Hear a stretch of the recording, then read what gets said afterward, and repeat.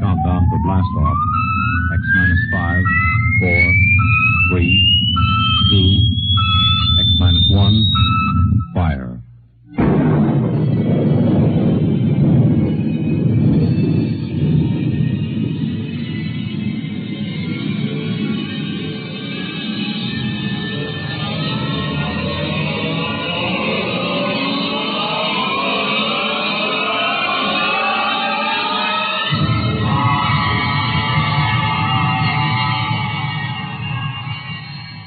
From the far horizons of the unknown come transcribed tales of new dimensions in time and space.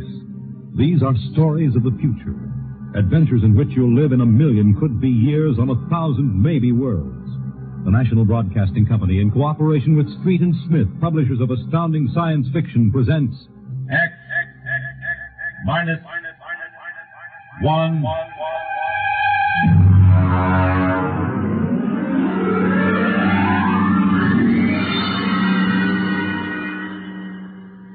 Tonight, the Ray Bradbury story entitled, And the Moon Be Still as Bright.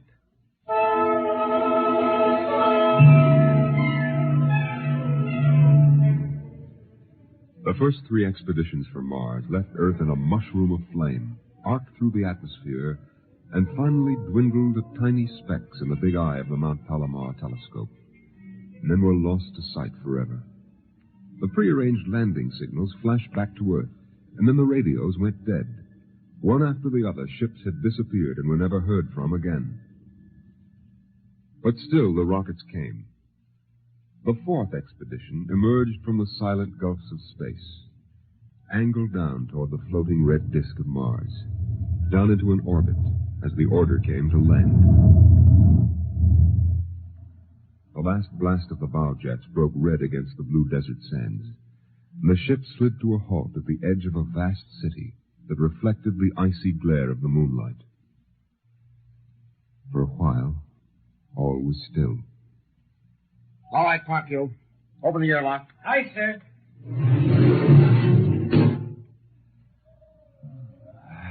Fresh air. Hey, it's cold out here. Who cares? We got here. I thought I'd never hit solid ground again. Hey, how about a fire, Captain Wiley? It's freezing. Later. We have work to do. Oh, smell that air. Why, you could get drunk on it. Say, there's an idea. Why don't we break out a bottle and celebrate? Biggs, there will be no drinking done till we're secured. But we're landed, Captain. 3 other expeditions landed and disappeared within 24 hours. Now, we're not relaxing security till we find out what happened to them. What do you mean? Maybe Martians? Sender, you're an archaeologist. How old would you say they are? I can't tell till I study them more closely. It's a kind of engineering we couldn't duplicate on Earth. Well, I'm not interested in the architecture now. I want to make sure there's nothing there that might be dangerous. Mr. Hathaway. Yes, sir? I want you and Spender to take a reconnaissance party into the city and find out what's there. We'll set up camp here. No man is to go more than 50 feet from this rocket. And there'll be no celebration till Hathaway and his party report back.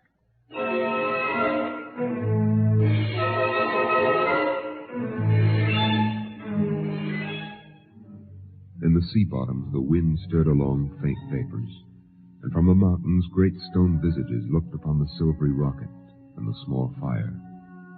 The sky was black overhead, as the 2 racing moons threw knife-edged double shadows on the desert. All right, come and get it. Ciao. Hey, what do you got these, Cherokee?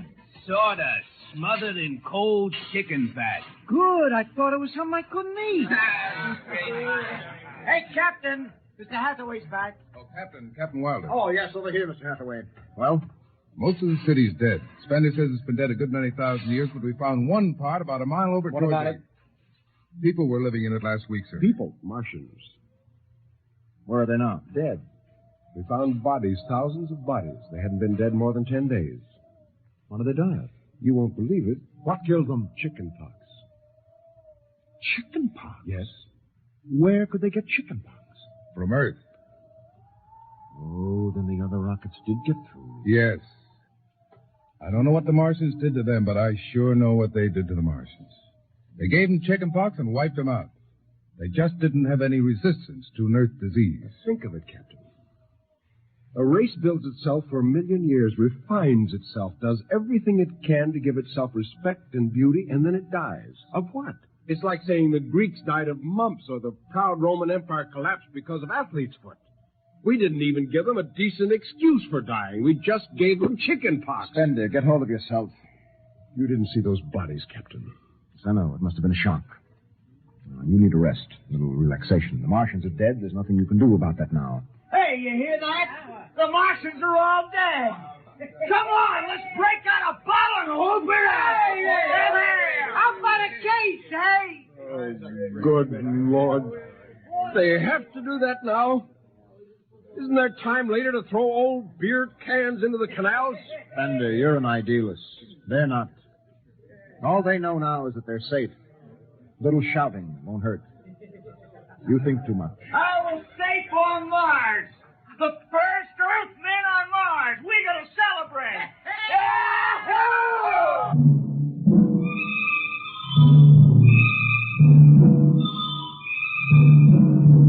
20 bottles were opened and drunk. The voices got louder. The earth laughs and shouts echoing across the empty Martian sands. Spender listened to the wind over his ears, cool and whispering. He felt the land getting cooler. The stars drew closer, very near. The air smelled clean and new.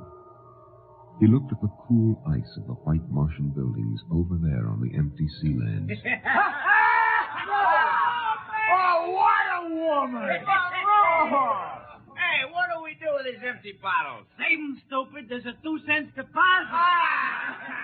Throw them away! Hey, wait. How about that building?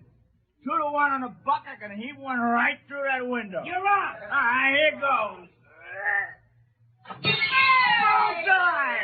Hey, double or nothing on the next shot. Put that bottle down, Biggs. Who's there, Mr. Spender? Stop smashing those windows. What's the difference? The planet's ours now. I guess I can do anything with it I want. Drop that bottle or I'll knock your teeth out. Yeah? Hey, just watch me. I warned you. Big. Come on. What's going on here?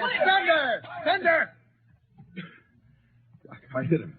He's crazy, Captain. He just walked up and slugged me. All right, Biggs. Spender, you come with me.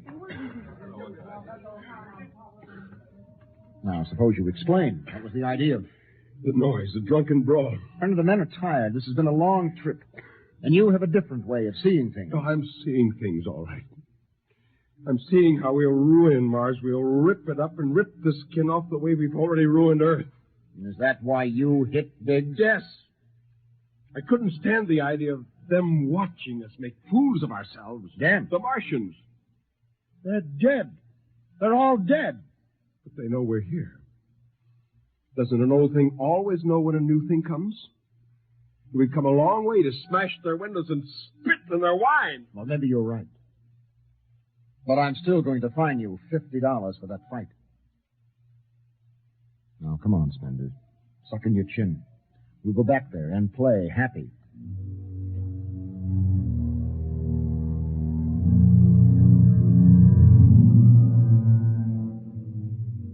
Now they moved out into the moonlight across the desert. They made their way into the dreaming, dead city. The light of the racing twin moons glinted on the barrel of a pistol, the long blade of a machete, the round, gurgling shape of a raised bottle.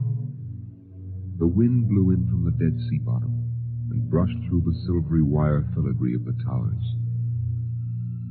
Strange music drifted down to the double-shadowed streets, a thin, haunted music that played as it had played through the uncounted years of time. Nobody moved. The moons held and froze them. The wind beat slowly around them.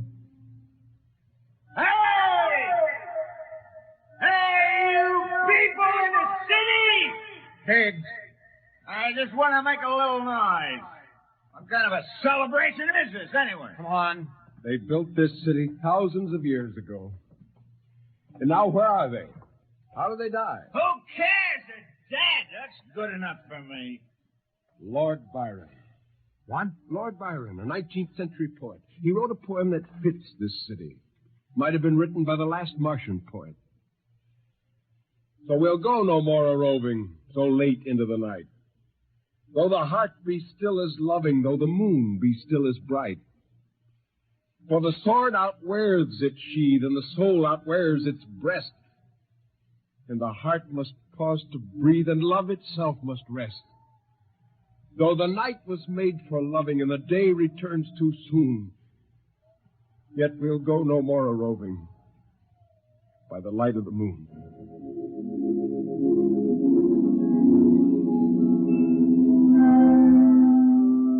Without a word, the Earthmen stood in the center of the city. It was a clear night. There was not a sound except the music of the wind. At their feet lay a tiled court, worked into the shapes of ancient animals and images. They stood there, silvered by the double moons beneath the crystal towers of Mars. And then Biggs was sick, and the sour stench of liquor filled the cool air. The men of Earth had come to Mars. And Spender turned and walked away into the city, alone in the moonlight, never once stopping to look back. It was a morning that might have been a Monday, or a Tuesday, or any day on Mars. Biggs was on the canal rim, his feet hung down in the cool water, soaking, while he took the sun in his face. Hey, what are you doing back here, Biggs? Didn't you go out with the search party? Yeah. I come back. I got a blister. Oh, yeah. Here. What do you mean? Look. Look, Cherokee, see that? Anyway, I had enough searching. 4 days hunting for that screwball Spender. Didn't find him yet, huh? Oh, good riddance. Oh, my feet. I'm going to soak them in the canal. If I was Wilder, I wouldn't worry about that nut Spender. Let him go. He's a cracked pot anyway. Oh, he's a little foggy upstairs, I guess. Hey, why don't you take your feet out of that canal, Biggs? I gotta make coffee out of that water. Coffee? You call that stuff coffee? I had a motorcycle once that dripped grease that tasted better than that. Wait a minute, Biggs. Hey, look over there. Where? By that bush. There's someone there. Hey. It's him. Hey, Spender! Spender? He's coming over. Why'd he stay lost, that crazy jerk? Hi, Spender. Long time no see. Hello, Cherokee. I've been exploring some ruins. Oh, you and them ruins. You're like a dog in a boneyard. What's the matter? Why don't you just say something? Where you been? Up in the hills. What would you say if I told you I found a Martian? Oh, yeah? Where? Never mind. Let me ask you a question. How would you feel if you were a Martian and people came to your land and started to tear it up? Oh, I know how I'd feel. I've got Cherokee blood in me. My grandfather told me a lot of things about the way they kicked the Indians around in the Oklahoma Territory. If there's any Martian around, I'm all for him. How about you, Biggs? They're dead. They're all dead. It's a good thing, too. Well, I found a Martian. Up in a dead town in the hills. I've been reading their books, and they're easy to understand. And I've learned their language. And then I found this Martian. And I brought him here, now. I don't see no Martian. I'm the last Martian. What did you say? Biggs, I'm going to kill you. Oh, cut it out. What kind of a lousy joke is that? Now, don't put that gun away. You're kidding, huh? Spender, you're... He's dead. You killed him. You can come with me, Cherokee. You're an Indian. You know how the Martians would feel. You can be with me in this. You killed him. You just killed him. He deserved it. You're crazy. Maybe I am. But you can come with me. Come with you for what? Go on, get out of here, crazy murderer. Of all of them, I thought you'd understand. I thought you'd remember what happened to your own people. You get out of here, you crazy murdering. Don't reach for that gun. Spender.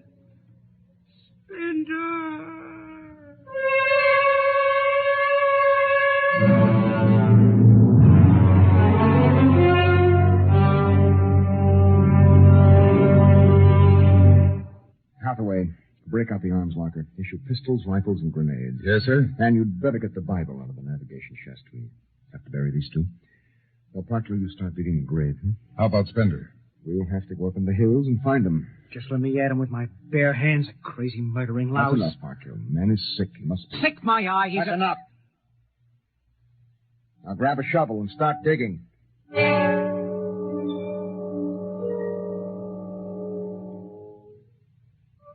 Spender saw the thin dust rising in the valley, and he knew the pursuit was beginning. The sun burned farther up the sky, and the blue sand drifted lazily across the sea bottom below. He sat beside a quiet pool 10,000 years old and held the silver book. Through the house played the strange wind music of ancient Mars, and he heard voices whisper in his mind.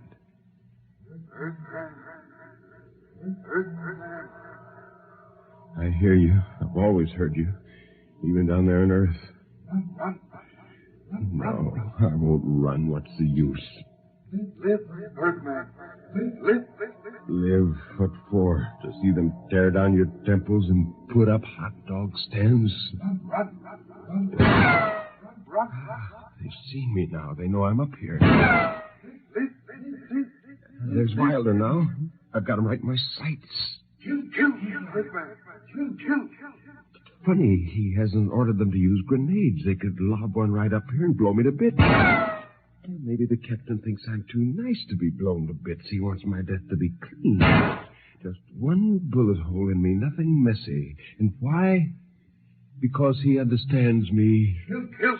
The only one in the crew who ever did. Well, at least I can do the same for him. Just one bullet in his head, a nice clean death. All I have to do is pull the trigger and I... It's no use. I can't do it to him. Spender! Can you hear me, Spender? I hear you, Captain. What do you want? Truth! All right. Come on up. Leave your gun down there and keep your hands up.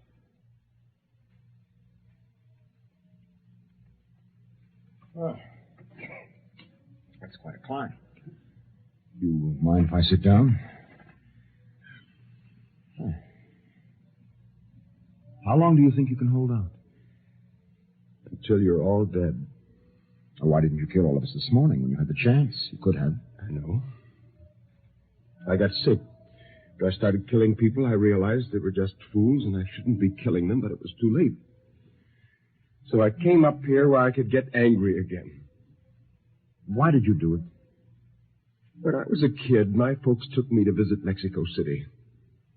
I'll always remember the way my father acted, loud and big. And my mother didn't like the people because she thought they didn't wash enough. I can see my mother and my father coming to Mars and acting the same way. Anything that's strange is no good to us. We aren't fit to take over this planet. But to kill two men. How would you feel if a Martian spit on the White House floor? You know, you haven't acted very civilized yourself. I'll kill you all off, Wilder. That'll delay the next rocket 5 years, and then I'll kill them, too. And if I'm lucky, I'll live to be 60. And I'll meet every expedition that lands on Mars. Oh, I'll be very friendly. I'll explain our rocket blew up one day. And then I'll kill them off. I'll save Mars for half a century. And by then, maybe the Earth people will give up. And yet you're outnumbered. We already have you surrounded. In an hour, you will be dead. I found an underground passage that'll take me back in the hills, Wilder. I'll go back there. And then I'll pick you off one by one. We'll see. Well, it's a nice town you've got here, Spender. It's beautiful. I'd like to live here. You can. Join me. You're not like them. Why go back to them, Captain? I'll show you what a good life these people had. No, there's too much Earth blood in me. I may even agree with you about all this, but that does not change what I must do. You won't stay? No. This is your last chance, Spender. Look, you're sick. Now come along with me quietly. No. One last thing. If you win, do me a favor. Try to see that they don't tear this planet apart. Right. And if it helps, Just think of me as a very crazy fellow who went berserk one summer day. Be easier on you that way. Now, I'll think that over. So long, Spender.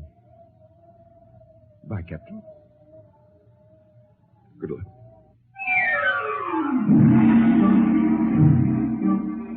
The men spread out again, walking and then running on the hot hillside places where there would be sudden cool grottos that smelled of moss, and sudden open blasting places that smelled of sun or stone. The men ran and ducked and ran and squatted in the shadows. I'll blow his brains! Captain Wilder hugged the rock warmed by the sun. He gasped, for the air was thin and not meant for running. Spender lay at the top of the hill, and a gap in the rocks showed the white of his shirt against the shadows. Wilder looked at the towers of the little clean Martian village, like sharply carved chess pieces lying in the afternoon. He saw the rocks, and the interval between, where Spender's chest was revealed.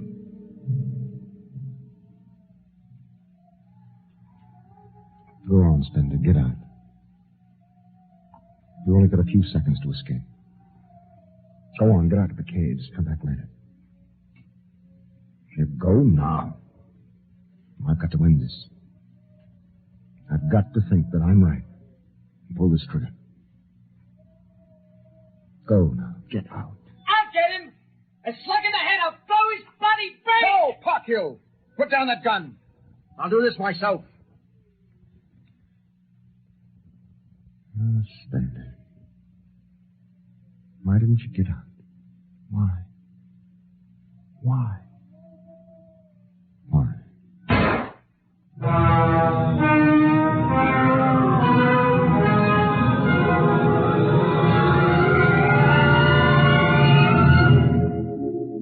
They buried him in that ancient valley town, where the music of the wind played on through the days and the nights.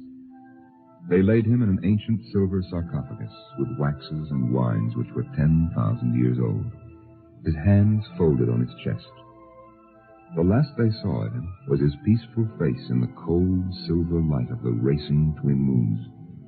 The captain found the poem in Spender's pocket, and he read it before he shut the marble door.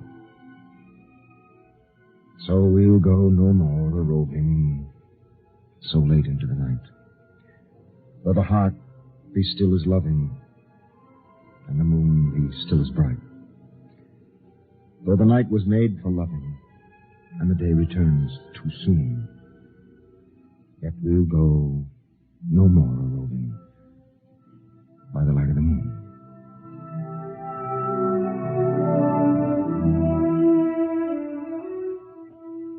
The next afternoon, Parkhill did some target practice in one of the dead cities, shooting out the crystal windows and blowing the tops off the fragile towers. Captain Wilder caught Parkhill and nearly knocked his teeth out.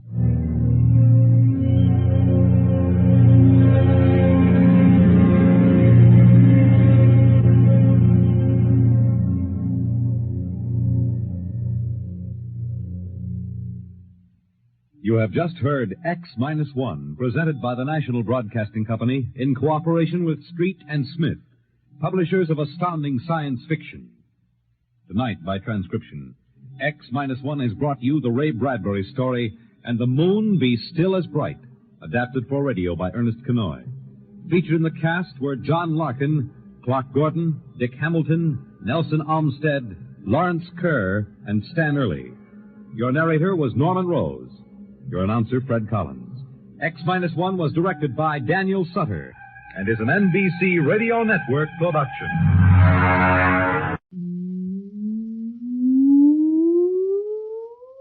Countdown for blastoff. X -5, -4, -3, -2, X -1. Fire.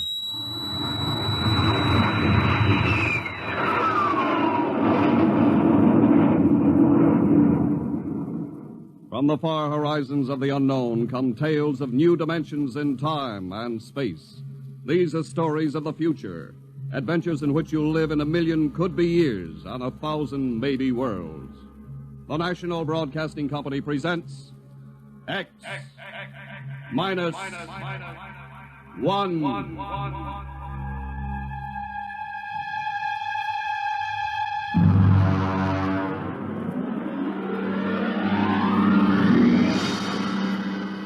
tonight's story, No Contact.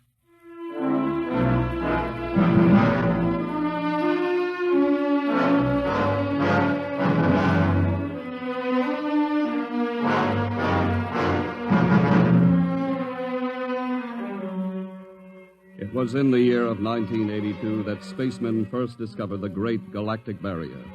In the past 10 years, rocket travel to the moon and the nearer planets had become commonplace.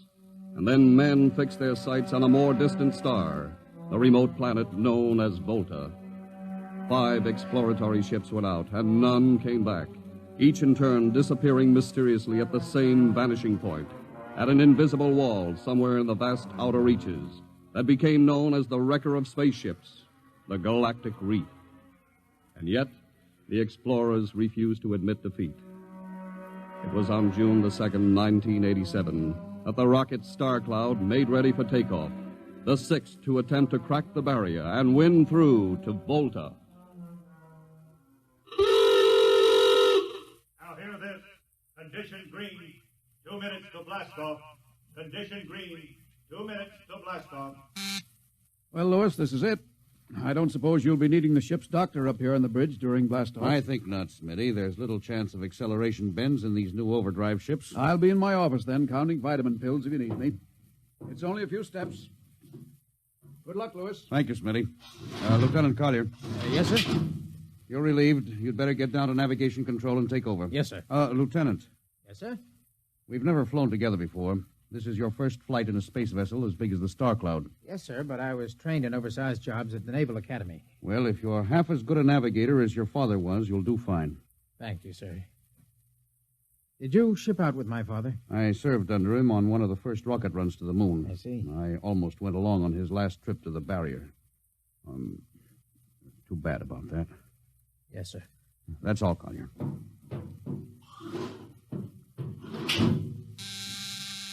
Lieutenant Paulson. Get me the ground control tower on the field. I want to talk to Colonel Harrison. Yes, sir. Go ahead, sir. I patched in the bridge speaker. Colonel Harrison? Yes, Captain? We're standing by for takeoff in 30 seconds. Good. The field's cleared of all personnel. We'll try to reestablish radio contact immediately after takeoff. In any event, there'll be a 24-hour ground monitor. Fine. Good luck. Hope you make it. Thank you. Bridge to navigation control. Nav control, Collier. Ready, Lieutenant? We're ready, Captain. The course is in the integrator for takeoff at 1200 hours. All right. Stand by for blastoff. Bridge to engine room. Fire up your rocket chambers. Take off at exactly 1200 hours. I'll read you off. 20 seconds. 19. 18. 17. 16. Hold it. Revoke all orders. Who turned in that alarm? Paulson, sir. We've uncovered a stowaway. Stowaway? Where? Hiding in sickbay. Dr. Smithson found him. Have him brought up to the bridge. Engine room, kill your rockets and stand by. Thorson, this is Colonel Harrison in ground control. What's holding you up? Trouble. What's the matter with you? What's the matter with you? There's a stowaway aboard. Stowaway? Yes, I thought your men were supposed to police this base. What's the matter with you? Captain, take it easy. You know what this delay can do to us, don't you? 1 minute later takeoff can throw us a million miles off course. We'll have to reintegrate the whole works. Well, look, how long do you think it'll take Don't bother for me for a while. I'm busy. Stupid idiot. Captain Paulson? Yes, come in, Smitty. Here's your stowaway. Now, court-martial... Oh, Charlie. Can you use a good radio man, Skipper? Well, I see you two have met. Met. Skipper and me made 50 trips to the moon together. Didn't we, Skipper? Charlie, if you wanted to come along, why didn't you volunteer? I did, Skipper. They turned me down. Oh, what's wrong with you? Acceleration bends. They said my arteries wouldn't stand another trip. Oh, I'm sorry to hear that. But they're wrong, Skipper. I got one more good trip in me. Listen, Skipper, you know that these green kids, they don't know the first thing about space radio operation. Now, you put a man like me on, and I'll be getting you bedtime stories from Mars. Charlie, you know the regulations as well as I do. I can't take you much as I'd like to. Colonel Harrison will murder me for this. Well, I'm sorry, Charlie. I'll have you put aground. I'll tell you what, I'll ask Harrison to put you on as ground radio contact, and it'll seem as if you're right here with us. He won't do it, sir. Well, he'd better. I'll have him busted to corporal for letting you sneak aboard. Look, Charlie, you better be off. Paulson. Yes, sir. I'm sending this man aground. Give him time to clear the launching platform. Yes, sir. So long, Charlie. I'm sorry. Good luck, Skipper. I thought you were going to have him drawn and quartered. If it had been anyone else, I would have, Smitty. But Charlie, well, he's kind of special. He's been with me since my first command when we began the regular run to the moon. And if he wanted to come along this time, well, it's only through loyalty to me. You know, Lewis, I didn't realize it before, but you're almost human. Captain Dawson, nav control, Collier. Oh, yes, Lieutenant. How badly are we fouled up? Can you recalculate the course, or shall I cancel the takeoff? I've already plotted a new course on the integrator, sir. If we take off in exactly 30 seconds, we'll need to correct for only a 1-degree deflection. I can do that before we breach the stratosphere. That's quick work. Are you sure? Yes, sir. Positive, sir. All right, Collier. I'm putting it in your hands. We'll blast off on your signal. Bridge to engine room. Prepare to blast off on navigator's signal.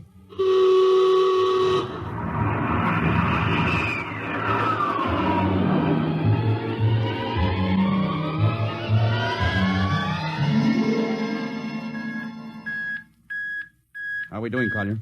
Coming on the bearing, sir. That's 4, 3, 2, 0. We've intersected the course vector. Good work, Collier. Course is corrected, sir. We're ready to go into atomic overdrive anytime you say. All right. Stand by. Yes, sir. Now hear this. Now hear this. Prepare for maximum acceleration. Bridge to engine room. Kill your rockets. Rockets out. Fire up number 1 cyclotron.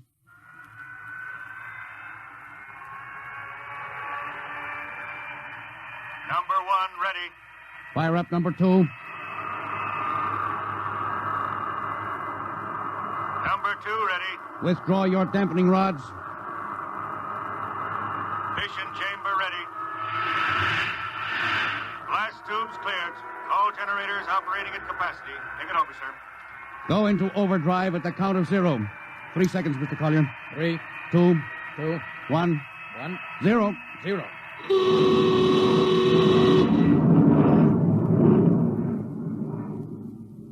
How are we doing, Collier? On course, sir. She's running hot and true. My compliments, Lieutenant. This job would have done your father credit, and he was the best navigation officer I ever saw. Oh, thank you, sir. Start your gyros. Put her on robot control. All right, the bridge is yours, Mr. Collier. If you need me, I'll be in Dr. Smithson's office. Yes, sir.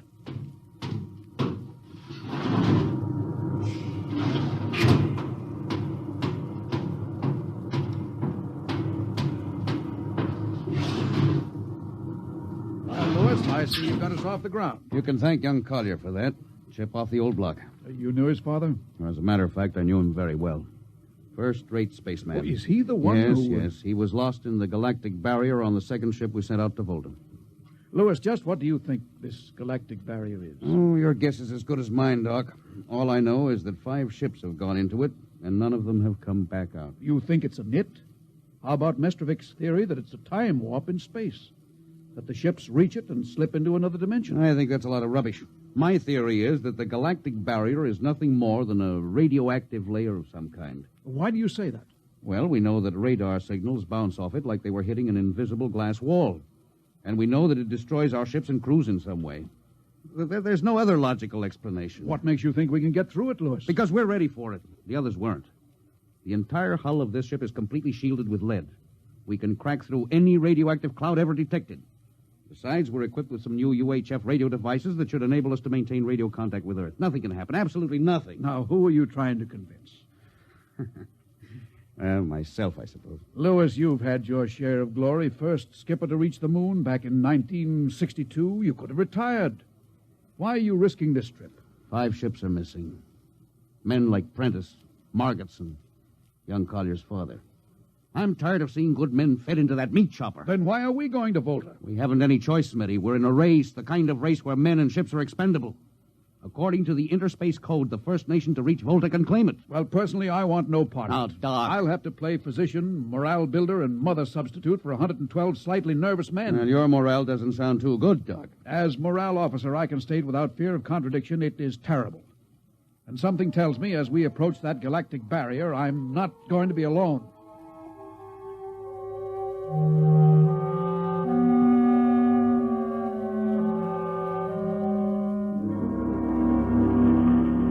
Hello, Earth. Hello, Earth. Captain Thorson of the Star Cloud calling Earth. Hello, Star Cloud. Hi, Captain. Charlie! Well, I see they haven't court-martialed you yet. No, sir, thanks to you. Well, it's good to hear you. You can read us the funny papers on Sunday morning. Right. How's our signal? Strong. Clear as a bell. Now, here's our log report for Colonel Harrison. You ready? Shoot. June 2nd, 1987. 4 weeks out from Earth. Running true. No radiation. Operation normal. Still making our approach to the galactic barrier. That's all, Charlie. See you later. Good luck, Captain. I sure wish I was with you.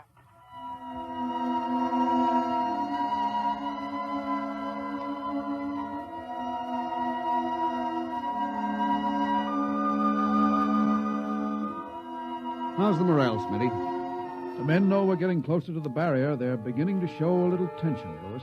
Oh, how's their physical condition? Any sickness? About half the crew has come down with space blues. I was afraid of that. Are they bad? Same as usual. Lips and hands with a bluish cast.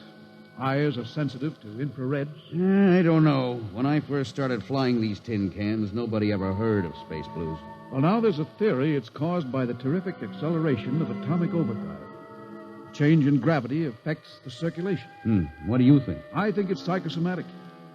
I've noticed that the same men who get space blues under tension on a ship tend to get blue coloration back on Earth when they're upset.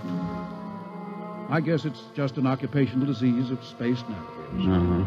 You think it's just nerves, then? Well, young Collier's got a bad case. I think it's tension from overwork. Maybe he needs some vitamins. Lewis, when will you realize that vitamins are not a panacea for all the troubles of mankind?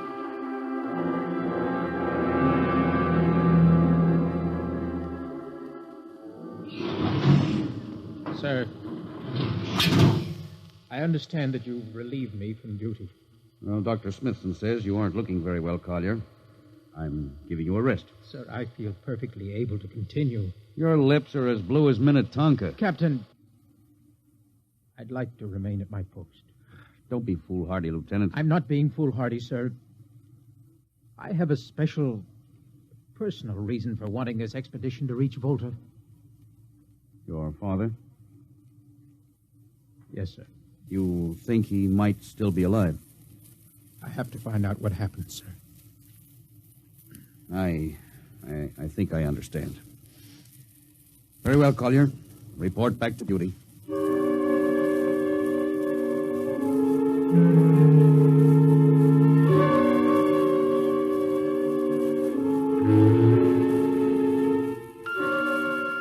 What's the reading, Paulison? We're getting a +5 radar bounce now. Coming off the barrier almost as fast as we sent it out. What's the interval? 2 seconds. Shortening steadily. At this rate, we'll hit the wall in the next few minutes. All right. Alert the crew. Sound general quarters. Now, hear this. Condition red. We are now approaching the galactic barrier. All hands to stations. All radiation detectors to be fully manned. Full security will prevail until further notice. That is all. Paulison. Yes, sir? The radar bounce is up to +6. We'd better try to make final contact with Earth. Is Sparks still trying to raise the base? Yes, sir, but he's not having much luck. Oh? Seems to be some interference. That's the radio room now. Yes? You got him? Well, cut in on the bridge speaker. Captain will take it from here. Hello? Star Cloud to Earth. Can you hear me, Earth? Hello, Skipper. I can barely read you. You're getting heavy static from sunspots. That's not sunspots, Charlie. We're right on top of the galactic barrier. Getting a +7 radar bounce. Expect to hit the barrier almost any second now. Good luck, Skipper. If we crack the barrier and come through still in one piece, I'll try to get back to you on the high-frequency band. Gotcha, Skipper. Don't worry. I'll be waiting. So long, Charlie. So long, Star Cloud. Must be getting awfully close now, Captain. Echo's bouncing back so fast it's almost beating the signal. Well, when they go inside, hold on to your hat. That's when we run into the wall. Any second. Hold on. Oh, here goes nothing. Here it comes.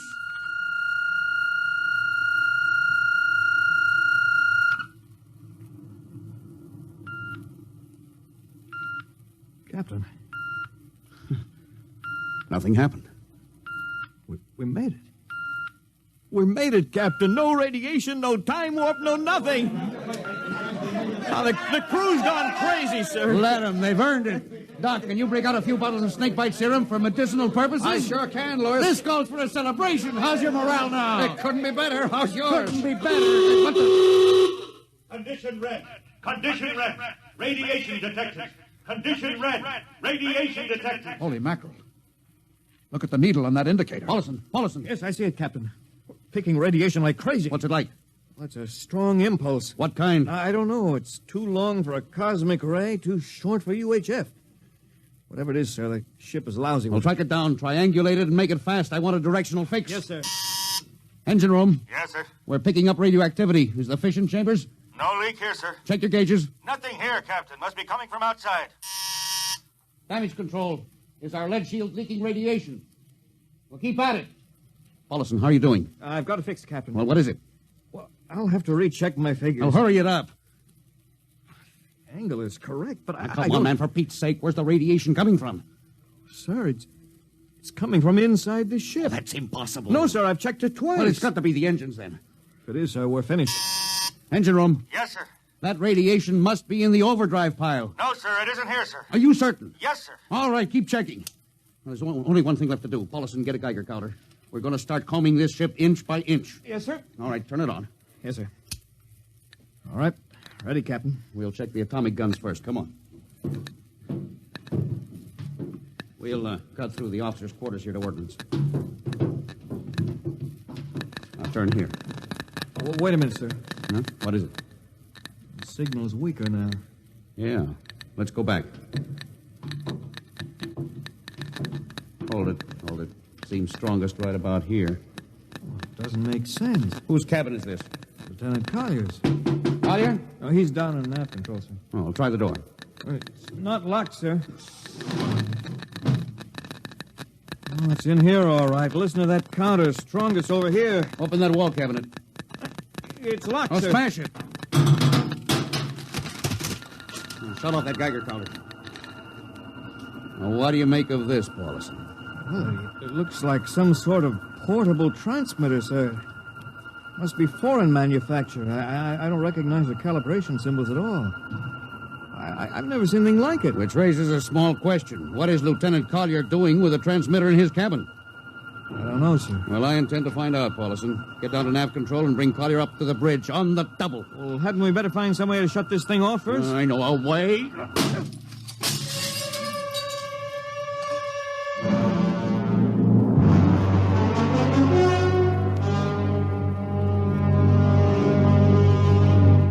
Lieutenant Collier, I'm going to ask a few simple questions, and I want a few simple answers. Yes, sir. What were you doing with a transmitter in your cabin? Transmitter, Captain? Oh, you know nothing about it. Oh, no, sir, I don't. Do you recognize these calibration symbols? No, sir. Can you think of how it might have been placed in your cabin without your knowing it? No, sir, unless someone came in while I was on duty. Would that have been possible? I suppose so, if someone had a key. I found your cabin door unlocked. Well, I meant a key to the wall cabinet. I didn't say the wall cabinet.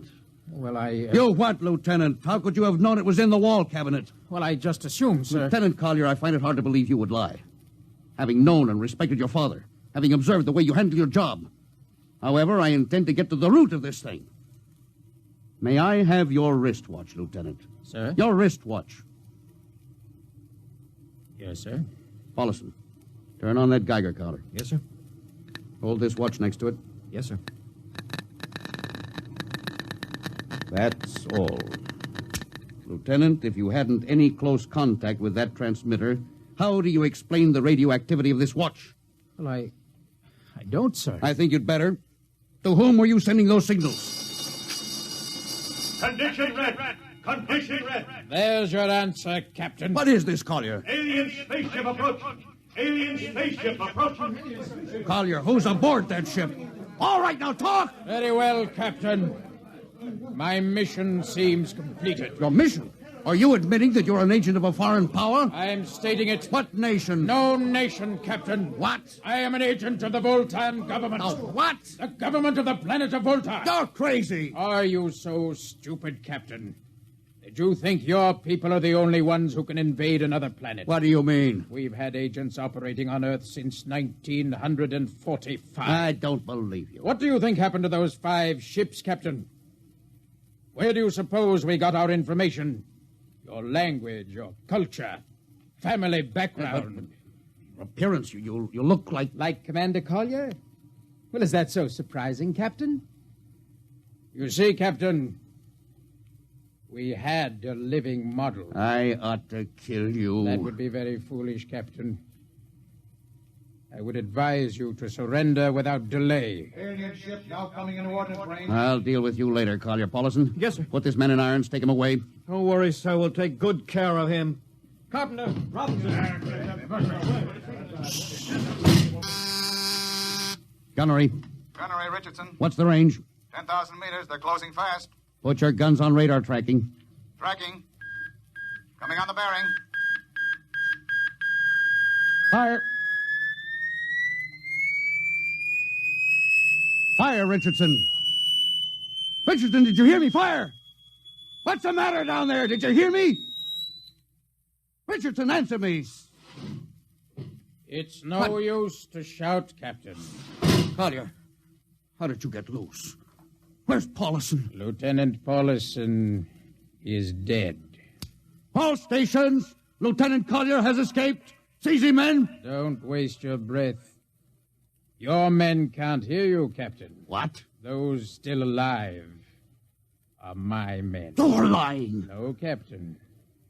Every ship that has ever left Earth was controlled by a Voltan crew. That's impossible. Those were hand-picked men. Hand-picked by us. I don't believe you. No? Then why not call for help? Carpenter, Robinson, Haley, report. You see, Captain? Carpenter, Robinson, Haley. It's quite useless, Captain. I would advise you to sit very quietly and do nothing. Very well, Collier. You've beaten us. What now? The ship will be taken to Volta for, shall we say, further experimentation. I see. Of course, there's one thing you hadn't counted on. Just what is that, Captain?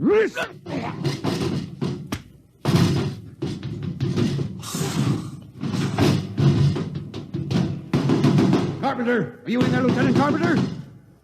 They can't all be dead. There must be one alive. Smitty, Dr. Smithson! Smitty, what have they done to him? Louis, Dirty. Don't talk. I must lean closer. There's not much time. Louis, space blues. Space blues? What is it, Smitty? What are you trying to tell me? All men with space blues. Voltans. Let me help you. No, Louis. Get message back to Earth. Voltan, 5th column. Watch out for space blues. Smitty. Oh, Smitty. Captain Thorson, you can't hide from us now. Come back to the bridge and surrender, or my men will come and get you.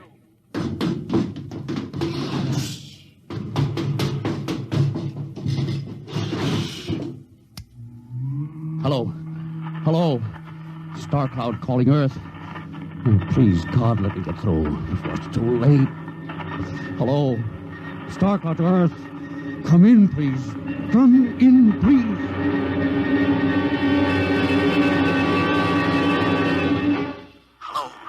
Hello. Star Cloud to Earth. Captain Thorson calling. Charlie, come in, please, hurry. Hello. Oh, hello. Can you hear me, Charlie?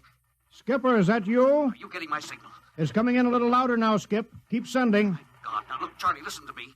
Not much time. Get word to Colonel Harrison. Crew mutinied. Most of crew members, Voltans. What? Voltans. Spell that. V-O-L... Voltans. That's right. They're from the planet Volta. Skipper, are you all right? Now, Charlie, this is serious. They'll be here any second. Now, listen, they have a 5th column on Earth. They're planning to invade you. You mean it? Of course I mean it. Tell Harrison, posing as humans. You can detect them by space blues. You got that? Only Fultons get space blue. Johnny, did you hear me? Space blue.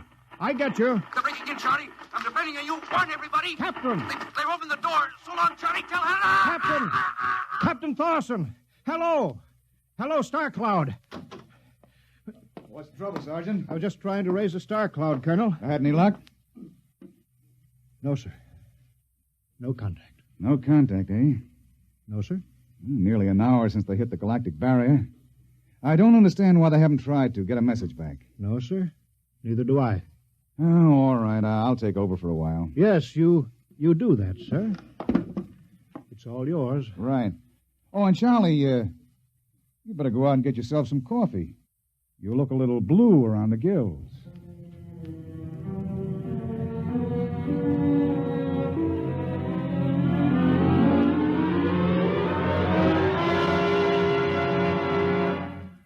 Tonight, X-1 has brought you No Contact, written by George Lefferts from an original story of Lefferts and Ernest Kinoy.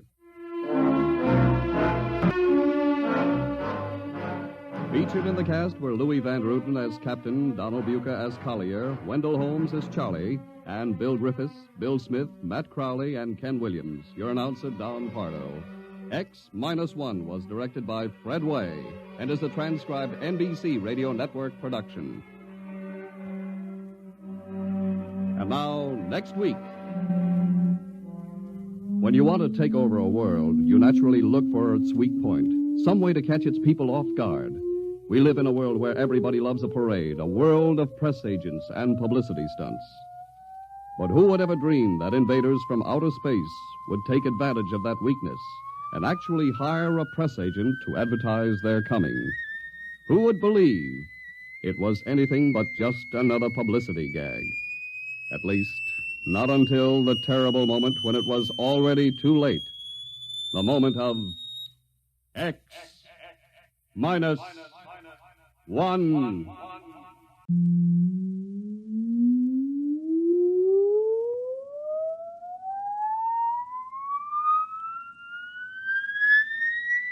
Countdown for a blastoff. X-5, -4, -3, -2, X-1. Fire.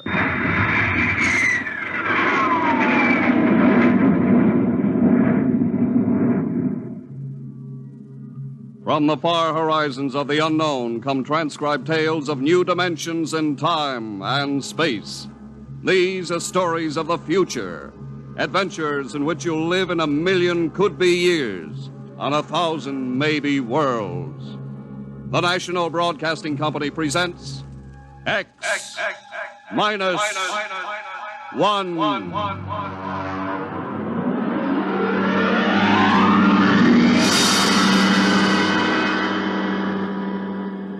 If you wanted to take over our world with a minimum amount of resistance and trouble, how would you go about it? Tonight we'll tell you how, with a strange and chilling story by George Lefferts. The Parade.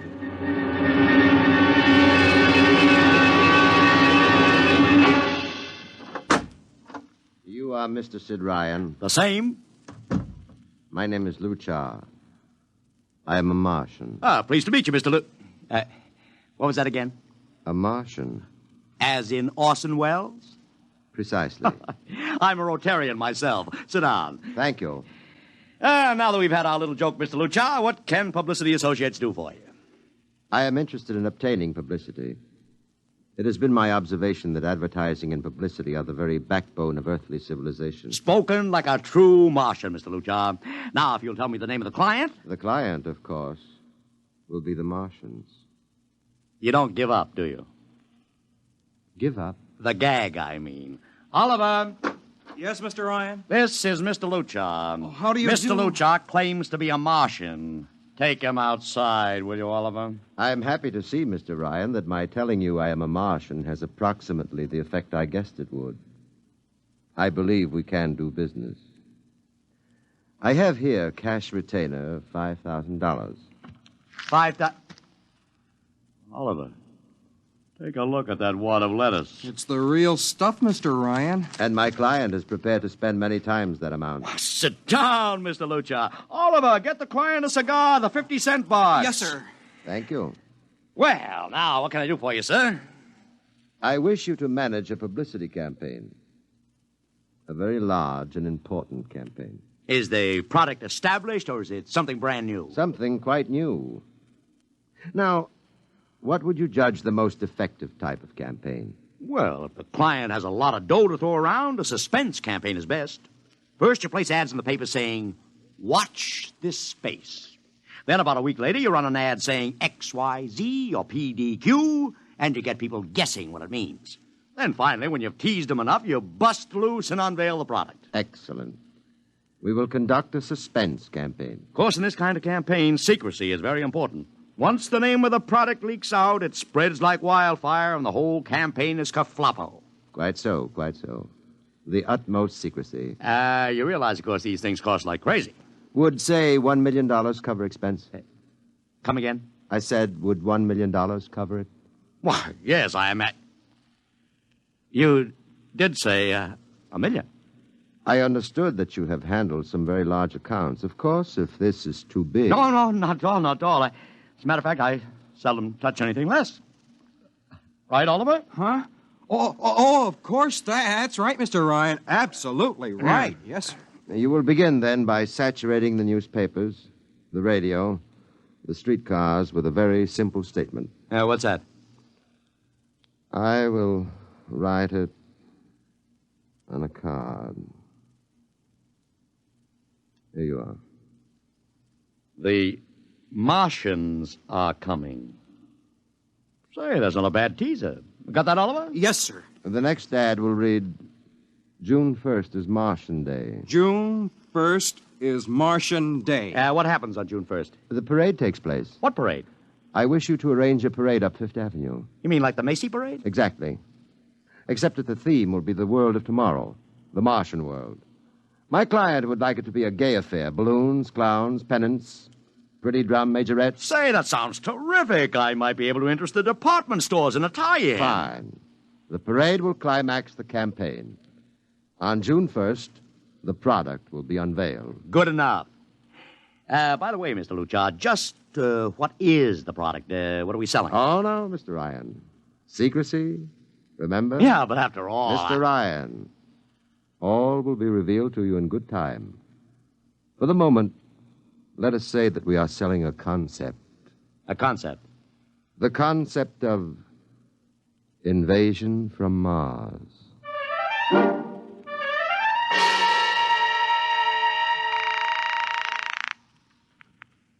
Sorrel Talent Agency.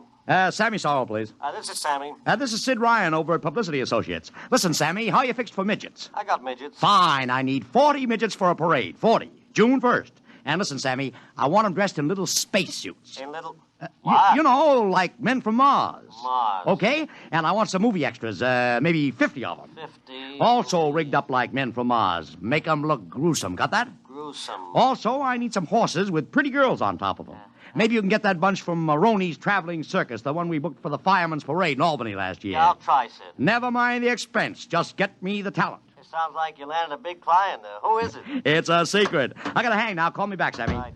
How you doing, Oliver? Oh, fine, Mr. Ryan, just fine. I got 100 small boys pasting little stickers. The Martians are coming on the subway platforms. Good. We got full-page ads in all the dailies. Good. And 10-second spot announcements on every local station. Good. It's costing a fortune. Good. The more it costs, the bigger our percentage. Spend like you were going to the electric chair, Oliver. Yes, sir. How are you making out in the parade? If it comes off, it'll be the biggest thing since Barnum invented the midget. I've got Macy's, Gimbals, and Saks to contribute floats. Everything is built around the Martian theme, see? Even the horses will have long feelers attached to them and funny-looking extra legs. It'll be sensational. That sounds fine, only... Only what?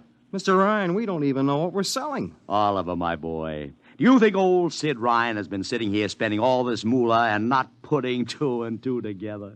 You mean you know who Luchar represents? Just by accident, understand. I have learned that Century Pictures is making a big new epic.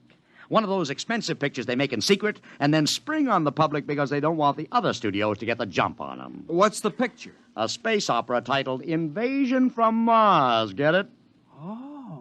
Oh, I begin to see. Also, by mere coincidence, it's supposed to have its premiere sometime around June 1st. You follow me? Yes, but, Mr. Ryan, Century has an exclusive contract with New Feature Syndicate for all their publicity. Suppose Century Pictures doesn't like the way New Features is handling their stuff.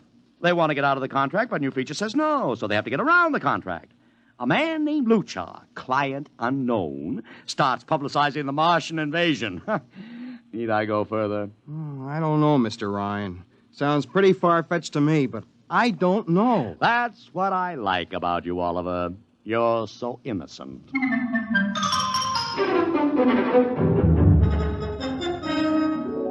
Now, let me talk to Commissioner Patrick, please. Sid Ryan. Hello. Commish, Sid Ryan. Oh. How are you, Ryan? Fine. What is it this time? If you want to drop a man off the Empire State Building into a teacup full of water, the answer is no.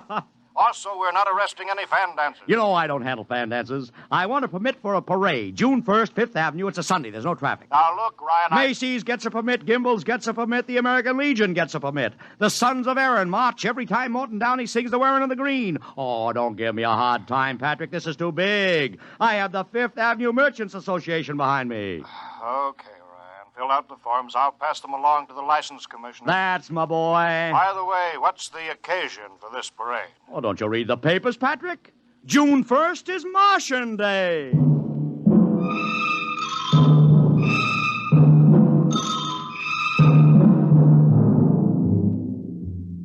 How is the campaign going, Mr. Ryan? Like wildfire, Mr. Lucha, like wildfire. Everybody and his brother is going along with the gag. Yesterday, we distributed 50,000 Martian hats to school kids. I got some of the merchants doing World of Tomorrow displays in their windows. Every big novelty manufacturer in town is climbing on the bandwagon. They want to get into the parade with floats, giveaways, anything. Everybody smells a buck to be made. I wouldn't be surprised if the mayor himself declared Martian Day. I've even arranged for Commissioner Patrick to accept a $50,000 check for the Policeman's Benevolent Fund from the man from Mars. Oh, it's terrific, terrific. My blood pressure's up to 200. Excellent. I understand Century Pictures spent over $1 million making that space opera. I beg pardon? Oh, come, Mr. Lucha. Sid Ryan wasn't born yesterday, you know. I know who our client is, even if you don't admit it. You do? Always thinking that's me. Well, as long as you know, let's keep it to ourselves, shall we, Mr. Ryan? As you once remarked, when these things leak out, it destroys the surprise and ruins the effectiveness of the campaign.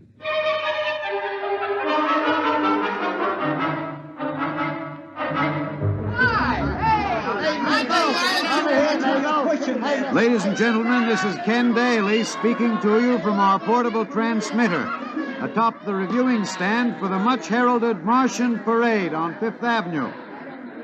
It's a beautiful sunlit day here in New York, a perfect day for a parade, and the streets are packed with thousands of spectators all eager to find out what this is all about. There's an air of shrill expectancy. Some of the kids and their parents have been camped on the curbstone since early this morning to be sure of ringside seats when the so-called Martians pass by. I've just had word from Saul Brown up at Central Park Mall that the Martians have landed from big pink balloons. And now, while we're waiting for the arrival of the parade, we brought some people up to our microphone to tell you their reactions to this most spectacular of all publicity stunts. That's right, come on. What's your name, madam? Miss Ada Shackley. A little louder, please. Miss Ada Shackley. Uh-huh. And where are you from, Mrs. Shackley? Columbus, Ohio. I see. And I see you have your family with you, too. Two little curly-headed blonde boys. Are you in New York on vacation? We came for the Shriners Convention with their daddy. What do you think of Martian Day, Mrs. Shackley? Well, it all seems very strange to me, but the boys have been pestering me to watch it, so we've been standing here 2 hours. I can't make head or tail of it. Well, neither can a lot of other people, Mrs. Shackley. But judging by the thousands here today, there's a lot of curiosity. Curiosity killed the cat, folks say. Well, let's hope not. Thank you, Mrs. Shackley. Mr. Ryan's here. Ryan, right. And this is Mr. Sid Ryan, ladies and gentlemen, the publicity man who's the brains behind the Martian Day stunt. Hello, Sid. Good morning, Kenneth. Easy, not so close to the mic. Oh, sorry. Hey, Sid, you've certainly lifted the lid this time. Looks like it, doesn't it? Sid, there's been a great deal of speculation as to exactly what all this is leading up to. I've heard some folks say it's a big war bond drive. Others think it's just to stimulate local business. And, look, I understand in the trade itself, the smart money says you're building for the premiere of Century's forthcoming extravaganza, Invasion from Mars. Now, come clean. Can you tell us what the real story is? Ken. I'd like to, but honestly, I can't. Oh, man of mystery, eh? Are you going to watch the parade from the stand here? No, Ken, I can't stand noise. I'm going out to my office and watch it gumping. Well, thank you, Sid Ryan, and good luck. And here they come, ladies and gentlemen. The first units of the big Martian parade, swinging down Fifth Avenue with fanfare, colored streamers, music, confetti, floats, all the trappings of a Mardi Gras. And here in the vanguard is a whole troop of little midgets in weird-looking pink and blue spacesuits, carrying Rube Goldberg weapons with signs painted on them. Let's see, I can read one which says, Atomic Blaster. Another one has a placard reading, We're Martian through Georgia. And here come the clowns, laughing and falling all over each other. They're giving free sugar candy to the kids along the way. Yes, ladies and gentlemen, this is a happy, laughing crowd along Fifth Avenue today. A true reflection of the great sense of humor and good nature that makes America the place it is.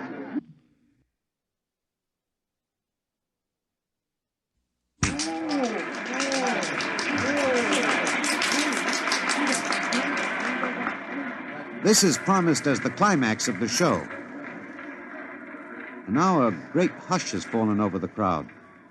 It's quite a sight to see these thousands of people standing here expectantly, hearing only the great regular sigh of their mass breathing. And now here they come, ladies and gentlemen, the Martians, marching in booted, helmeted ranks, row after row of them. My, this is an impressive sight, ladies and gentlemen, and a rather serious contrast to the rest of the joyous slapstick parade we've witnessed. There are perhaps, 200 tall, broad-chested men dressed in metallic gray spacesuits with thick glass visors drawn across their faces. Each is holding an ominous-looking ray gun at the ready position. They're marching in absolute silence, keeping step perfectly, as though some mute, unspoken command were marking time for them. The crowd seems rather grim and serious now. Perhaps they're reminded of the actuality of war and possible invasion. They stand solemnly, silently, watching. Even the children are awed. And now the first ranks of the Martians are moving past us down Fifth Avenue toward the reviewing stands at the square. No one moves. What's that? What's happening? A woman, ladies and gentlemen. She dashed out into the street. For what reason, I don't know. She attempted to lift the visor of one of the Martian spacesuits, but just as she reached the Martian, she fell forward in a dead faint. I tell you, I've never felt such mass tension in a crowd as we're experiencing here right now today. All sorts of rumors have begun filtering back through the audience. There are excited whispers of she's dead, she fainted, and now an undercurrent of, what?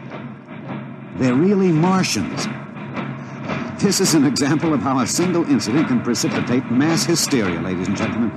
I tell you, it's a mighty reassuring sight to see the blue uniforms of New York's finest spaced every 10 feet or so along the avenue.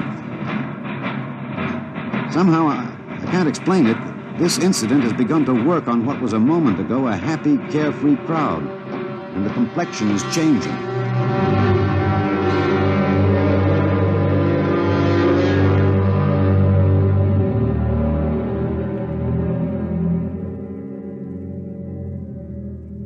Mr. Ryan, did you see that?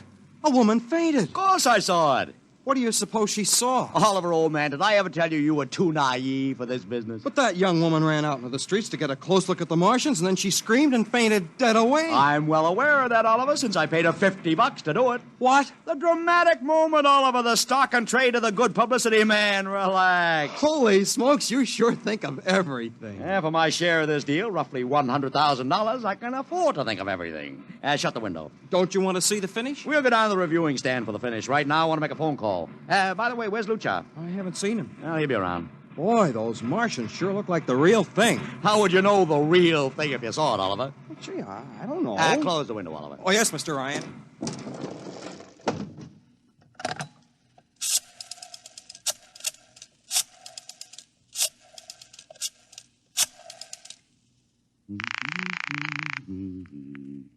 Sorrel's Talent Agency. Sammy, this is Sid Ryan. Say, listen, Sid, I was going to call you. I'm awful sorry about those Martians. What do you mean, sorry? They're terrific. No, don't joke, Sid. I mean it. Well, I mean it, too. They're great, great. Are you in the bag? Never felt better. You mean it, don't you? Of course I mean it. What is this? There are Martians in the parade? About 150. Of course, I only ordered 50, but Sid. under the circumstances... Sid. Well, what is it? Sid, don't you know? I couldn't get you a single movie extra. There's a studio strike in New York. I was going to call you, but I figured... Wait a minute. Where'd these guys come from if you didn't hire them? I don't know. Maybe Oliver... Oh, hold on. Oliver? Yes, Mr. Ryan? Did you hire those Martians? No, sir, Sammy, this is on the level, isn't it? Honest, Sid, Okay, Sammy, I'll call you back. What's the matter, Mr. Ryan? I don't know. I just don't know. I've got to locate Lucha. What's Century Pictures number? Mr. Ryan, this is Sunday. Oh, yeah. Well, get me their publicity director, Marty Sanford, at home. Oh, yes, sir. 3, 2, 4. Here you are. Thanks. Sanford. Marty, this is Sid Ryan. Oh, hello, Sid. How's the big Fine, promotion? fine. Listen, Marty, this is dead serious. On the level. Get it? What's wrong? I've got to locate Lucha. Lou who? Lucha, come on now, Marty. This is life and death. The guy you sent over to hire me for the invasion picture. Invasion picture? Invasion from Mars, the space opera. Are you batty? Marty. That picture was shelved last month. What? Sure, back in the can. Too expensive and too fantastic. The big shots decided you can't sell a Martian invasion to the American public. And I never heard of a guy named Lou... Mother heaven. What is it, Mr. Ryan? You look terrible. That's too fantastic. What's too fantastic, Mr. Ryan? Is something wrong? Open that window. I want another look at those Martians. Yes, sir.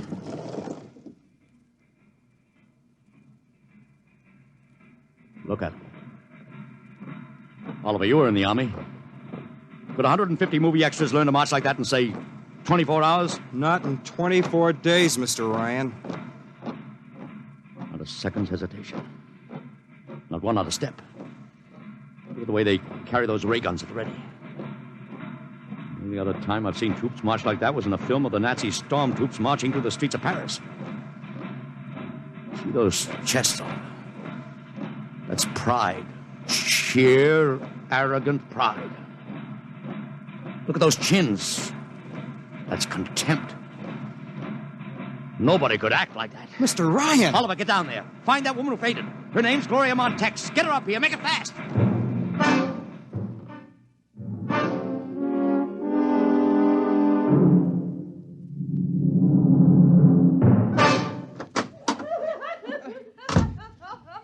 Here she is, Mr. Ryan.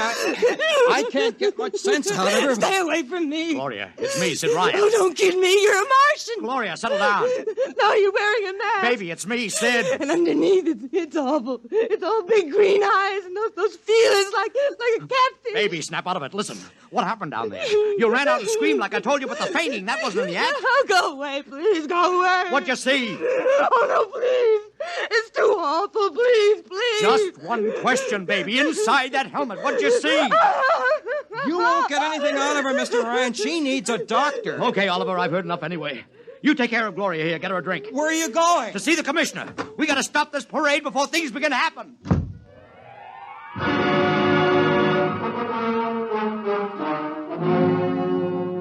Okay, Ryan, what's the beef? Listen, Patrick, I don't know what it is, see, but something's wrong. You gotta stop that parade. I suppose you'd like the riot squad. That would get you a front-page spread on every paper in town. Honest, you publicity guys give me a pay. This may be a matter of life and death. Oh, sure.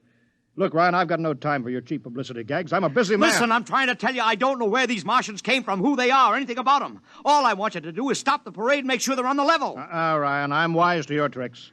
Now, if you let the sergeant show you out... You won't do it, huh?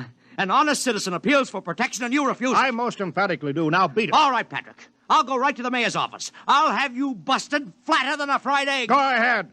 I'm sure His Honor will be glad to toss you out on that phony nickel-plated skull of yours.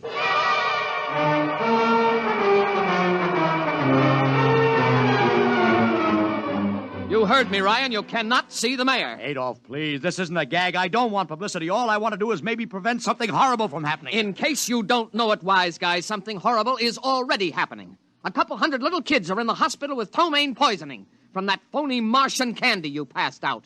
Or didn't you know? I didn't. We've got to stop that parade. Sure you'd like nothing better than to start a panic now.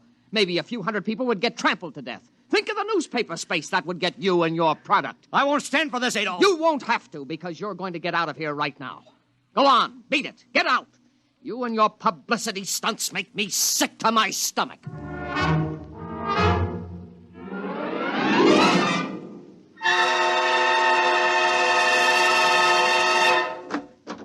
Oliver!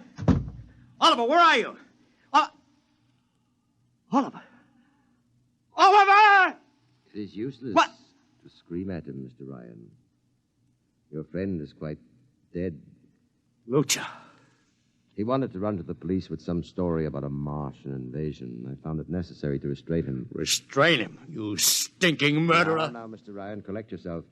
After all our planning, it wouldn't do to have everything spoiled, now would it? Lucha, start talking and talk fast, because when you get through, I'm going to take you apart piece by piece. What's this all about? But surely you know, Mr. Ryan. After all, you've been publicizing it for months. Listen, you... Please, do not interrupt. You see, before colonizing your planet, we Martians sent advanced scouts to study your habits, your weaknesses. We found that the people on Earth are predominantly conditioned by advertising and publicity, and so... we conceived the idea of treating our entire invasion as a vast publicity stunt. Clever, huh? After all, Mr. Ryan, who would suspect an invader who advertised his invasion in the newspaper, invited the public to his surprise attack, and spent millions publicizing his plans? Holy jumping catfish. You've done very well. Then there was no product. Ah, but there is a product. The product is... death. What are you trying to do, Lucha? We Martians are a humane people, Mr. Ryan. We do not like to destroy thousands where a few hundreds would suffice. In exactly 2 minutes, our troops will treat the world to a spectacle of death, which will bring the rest of your planet to its knees in horror. Nations will clamor to surrender. Perhaps, Mr. Lucha. But not if I can help it. You...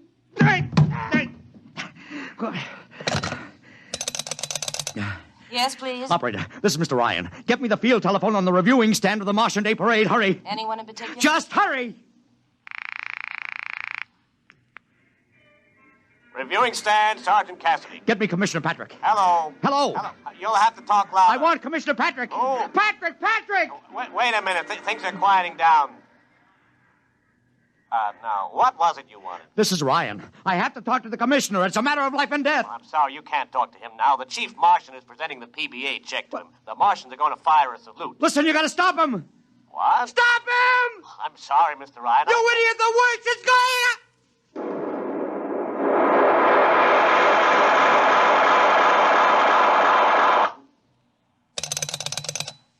This is the operator. I'm sorry, Mr. Ryan, you've been cut off. I can't seem to get them back. Doesn't matter, operator. Nothing matters now.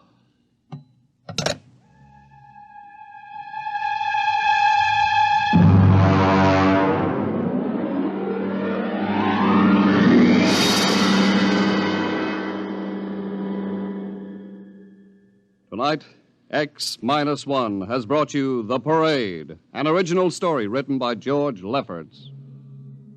Featured in the cast were Joseph Curtin as Ryan, Joe DeSantis as Luchar, Alexander Scorby as Daly, Agnes Young as the woman, Ellen Deming as Gloria, John Thomas as Oliver, Arthur Anderson as Sammy, Wendell Holmes as the commissioner, and William Keane as Sanford. your announcer, Don Pardo. X-1 was directed by Fred Way and is a transcribed NBC Radio Network production.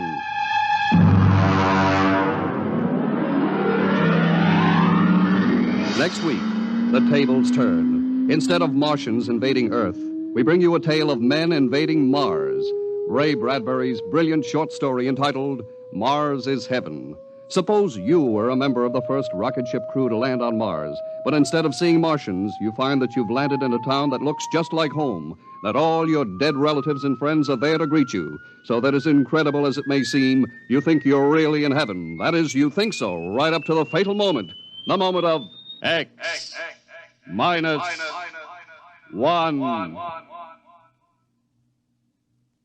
Join the Abbotts on another baffling mystery tonight over most NBC radio stations.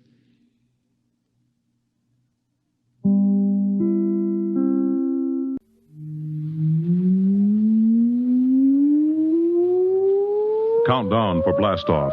X -5, -4, -3, -2, X -1. Fire.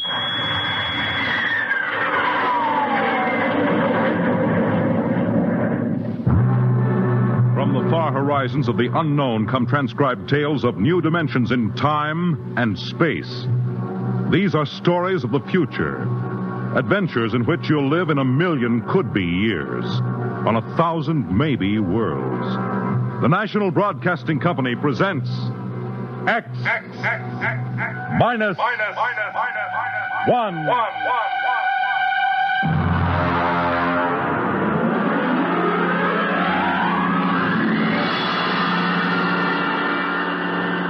Tonight's story, Mars is Heaven.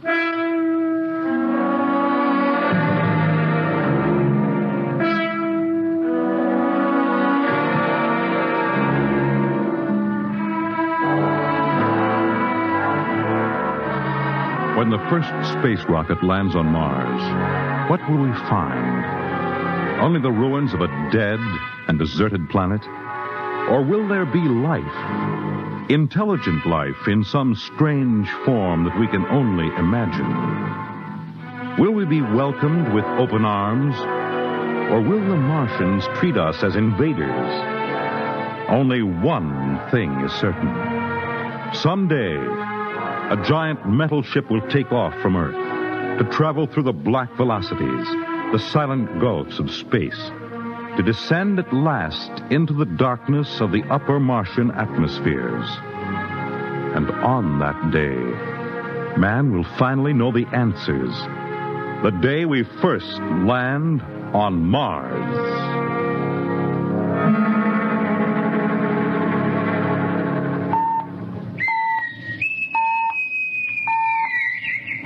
Now hear this. Now hear this. Approaching critical deceleration. Fasten gravity suits. Stand by to land. There it is. We've intersected the course vector, sir. All right, Mr. Lustig. Over to manual control. Aye, sir. Masters, sound general quarters. Aye, sir. Mr. Lustig. What do you make of the terrain? There seems to be a heavy ground, Mr. Captain. We won't be able to use the infrared lights. And we'll have to come in on radar. Isn't that a little risky, sir? Landing in the dark? I'd rather run the danger of a blind landing, Lieutenant, than come in without the cover of darkness. Remember, we don't know what kind of reception is waiting for us down there. Airspeed 500. Altitude now 4,000. Bridge to engine room. Stand by for deceleration. Fire forward tubes 1 and 3.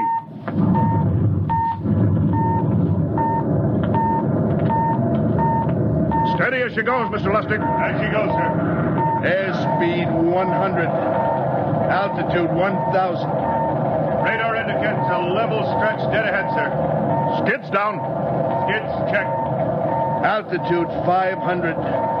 4. 350. 3. Up a point now. All right. Let's set her down.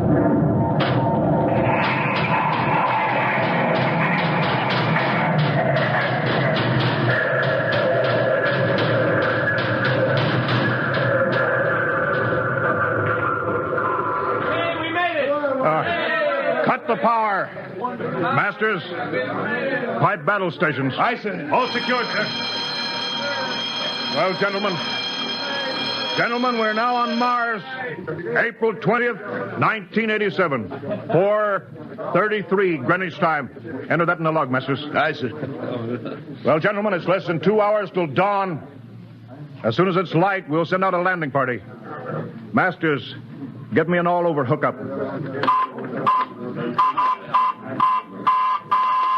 We're all set, Captain.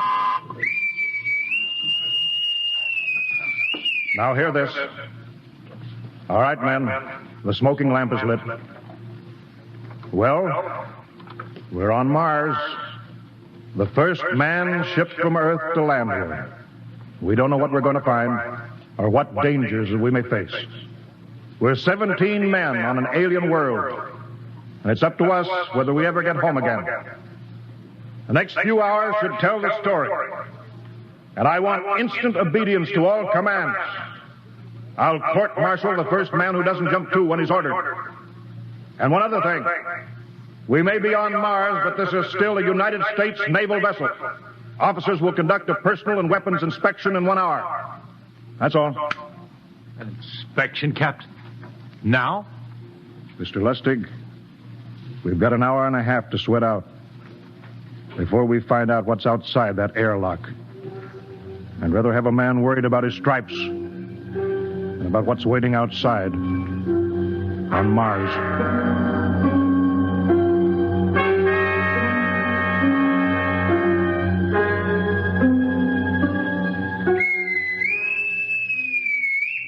Now hear this.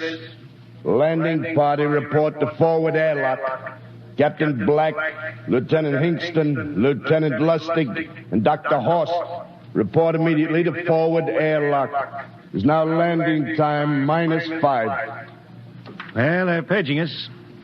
You ready, Dr. Horst? Yes, Mr. Lustig. As ready as I will ever be. Come on, let's get in the lock.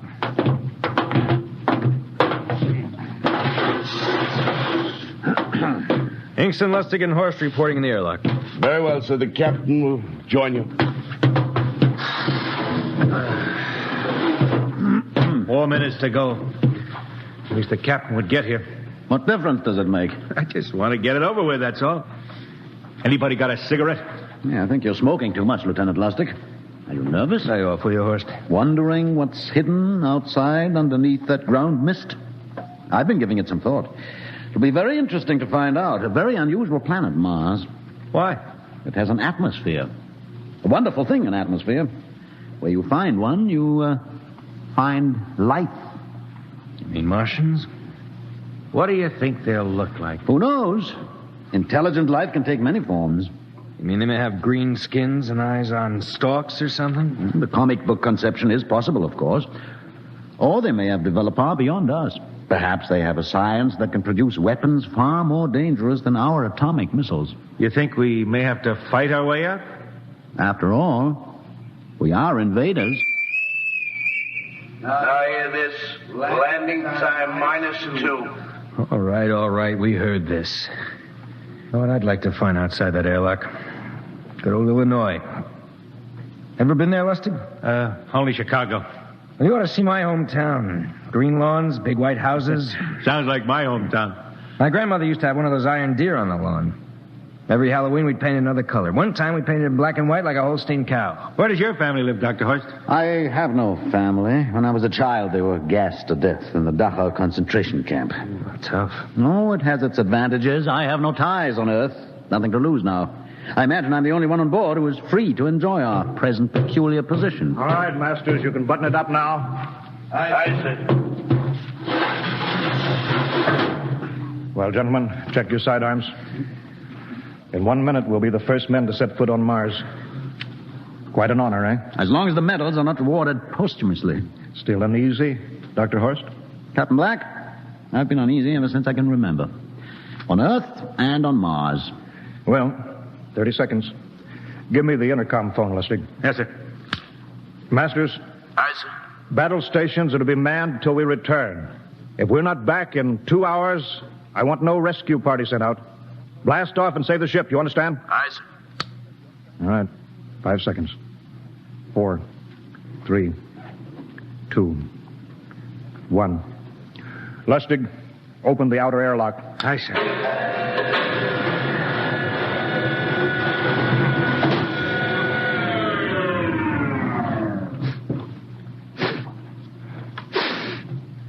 It's fresh air. Let's go. All right, now, take it easy. It's too dark to move fast. Quiet, isn't it? Not even a wind. Can't see anything from this ground this time. We don't know what's out here. All right, come on. What the quiet? Captain, I could swear that sounds like a rooster. I don't hear it anymore. Very homely but unlikely sound. A rooster crowing on Mars? Hingston. Aye, sir. Set that machine gun 25 yards to the flank. We'll stay here till the ground mist lifts. Aye, sir. What do you make of the ground, Horse? Grass. Plain grass. You can see some large foliage there where the mist's thinned out. What the? Hingston, hold your fire, you fool! I hit it, Captain. What? Some kind of wild animal. I hit it. I could see the tracers, but it's still standing. Come on, Horst. Doctor, where are you? Up ahead.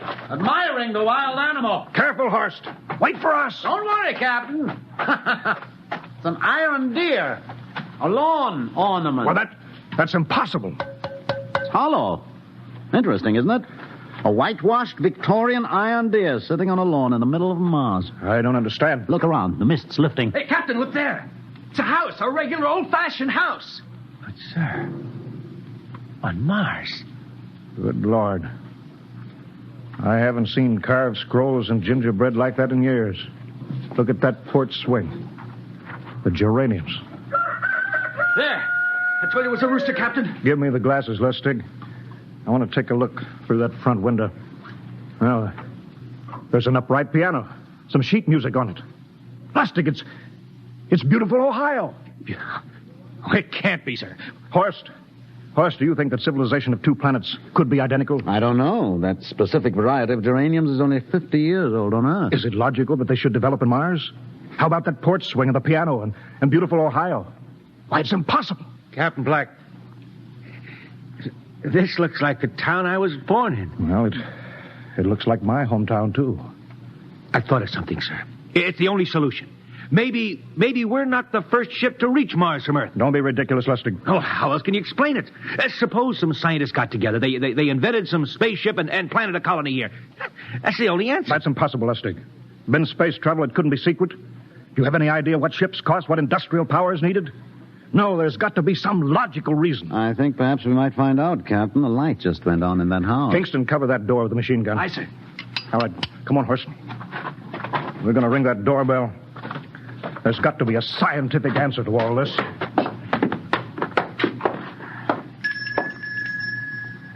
And there's something moving in there. Stand back, Horst. Give me a clear shot. Are you sure a bullet can stop a Martian? Steady now. Can I help you?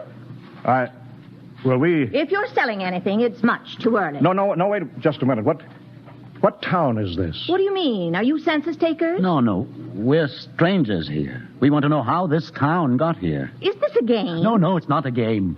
We're from Earth. From where? From Earth. Do you mean out of the ground?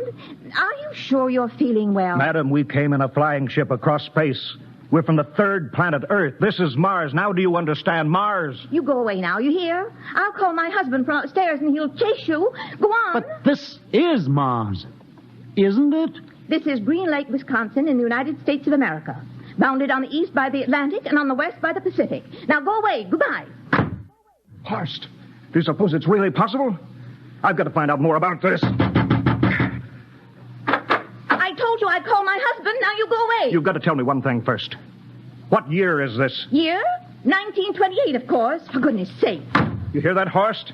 And we know it's 1987, and we know this is Mars. Horst, is it possible that we got fouled up, made some tremendous blunder, circled around, and landed back on Earth? In 1928? Well, maybe some switch in time or dimension. Could we have shifted somehow, gone backward in time? Oh, Horst, this won't hold water. It's not logical. We checked every mile. We went past the moon, out into space. We're on Mars. Lustig out at point. Hingston in the rear. Keep that gun at half load. Aye, sir. Horst, there's got to be some cold, logical solution. Captain, What? That house down the street, the white one with the green shutters. Lustig, what's the matter? I never thought of... Thank God! Lustig! Lustig, come back here! He's running for that house. That crazy fool, after him, quick! Lustig, stop! Come down off of that porch! Grandpa! Lustig, what the devil do you think you're doing? Albert! Grandma, Grandpa, it is you. Lustig, what is going on here? Albert, it's been so many years. How you've grown, boy. It's so good to see you. Lieutenant Lustig! Oh, Captain, Grandma, I want you to meet my friends. This is Captain Black. Captain, I want you to meet my grandfolks. Howdy. Any friend of Albert's is a friend of ours. How long have you been here, Grandma? Oh, a good many years, ever since we died. Ever since you what? Oh, yes, sir. They've been dead 30 years. What? Oh, now, don't you trouble yourself. It's all right. We're alive again, that's all. Do you mean to tell me that Mars is heaven? Oh, nonsense, no. All we know is here we're alive again. And who are we to question God's infinite ways? Well, Lustig, we're going back to the ship. But, Captain, I want to talk to my grandpa. Lieutenant Lustig, I don't like any part of this. You'll come back with us if I have to club you and carry you. I see. Now, let's go. Heaven only knows what they've run up against back at the ship.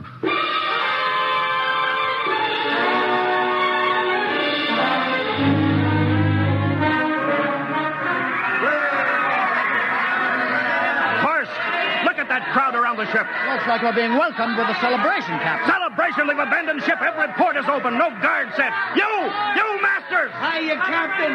Meet my old dad. Dad, that's Captain Black. He's not a bad guy for an Higston! What's it? Bring that band back. Use force if you have to.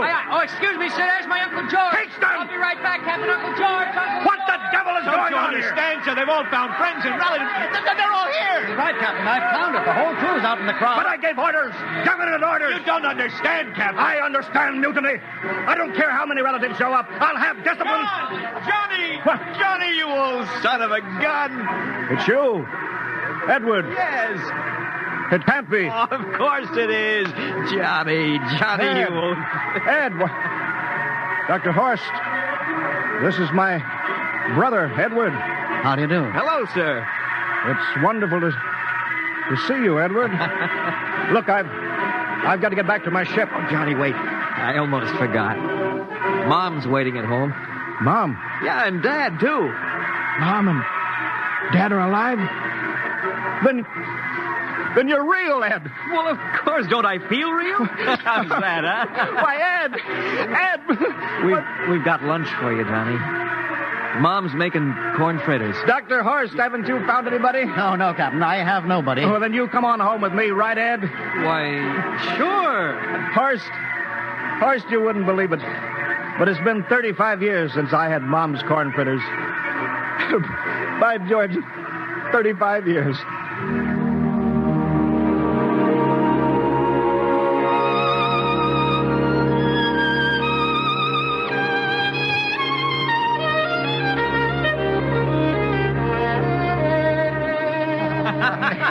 And there's plenty more in the kitchen, so don't hold back, Johnny. You too, Dr. Horst. Well, Johnny, you're still in the Navy, eh? That's right, Dad. I'm in command of the ship. We're an old Navy family, Dr. Horst. All three of our boys in the service. Yeah, Ed was the best pilot in the Pacific, too. What did happen, Ed? What's the difference? I'm here now. Yeah, but... You know, it's almost perfect. All we're missing is your brother Will. Then the whole family could be together. Well, it won't be long, Mom. Will's in charge of the XR-54. Next rocket coming out to Mars. Oh. Well, little Will. When does he leave, Johnny? Well, the takeoff's scheduled for September, but it depends on what we report. Oh, yeah. There's no question about that now, huh? No. Christmas together again. That'll be something. Sure will, yes, sirree. Well, this calls for a celebration. How about a little of the old dandelion wine, eh, Johnny? Now, Father, don't you go giving Johnny too much wine. He's a big boy now, Mother. Well, sir, isn't everything just fine? Just fine.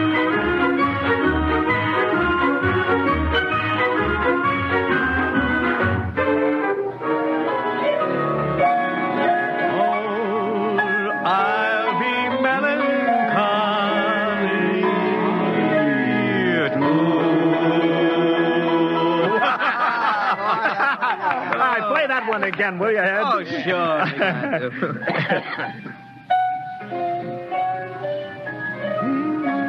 Well, Dr. Horst, what are you doing sitting over here alone? What do you think of my little family? Very nice. You know, I can't understand why you didn't find any folks here, Dr. Horst. It's just a shame everybody else is so happy. Well, I never remembered my family, Mrs. Black. All I know is they were gassed at Dachau during the Second World War. When I was liberated, I was in delirium 3 months. I cannot remember anything before then. A psychiatric phenomena. Well, that's terrible. Isn't there anything anybody can do? I don't want to remember. I have not had a pleasant life. I prefer to be free of emotional entanglements. They interfere with a scientific approach. Oh, I'm sorry, Dr. Horst.